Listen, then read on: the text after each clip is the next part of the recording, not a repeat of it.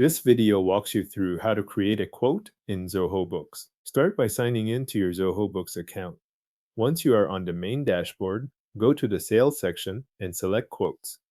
This opens the Quotes area where you can view existing records and create a new one. Click the New Quote button to begin. On the quote form, the first thing to do is choose the customer. Open the customer name field and select the correct customer from your list. After that, review the quote details near the top of the form. Check the quote number if one is already assigned, or enter it if needed. Then fill in the reference number, the quote date, and the expiry date. These fields help identify the quote and set the time frame for how long it remains valid. If you need more context on the quote, enter the optional details in the next section. You can assign a salesperson, add a project name, and include a subject line.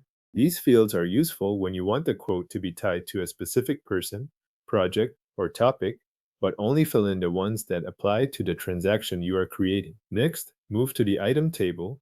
This is where you add the products or services you are quoting. Select each item, then enter the quantity and rate for that line. If a discount applies, add it in the discount field. Then set the correct tax for each item. Repeat this process for every product or service included in the quote. Make sure each line reflects the correct pricing before moving on, since the totals update based on the item details you enter. Once all items are added, review the totals section. This area shows the calculated amounts for the quote based on the items, discounts, and taxes you entered. If there are shipping charges to include, enter them here. If you need to make any final manual change to the total, use the adjustment field as required. Take a moment to confirm that the final amount matches what you intend to send to the customer. Below the totals, enter any customer notes you want the customer to see on the quote. Then fill in the terms and conditions field if your quote needs specific business terms or approval details. If there are supporting documents that should go with the quote, attach those files in the attachment area before saving. When everything looks correct, decide how you want to finish.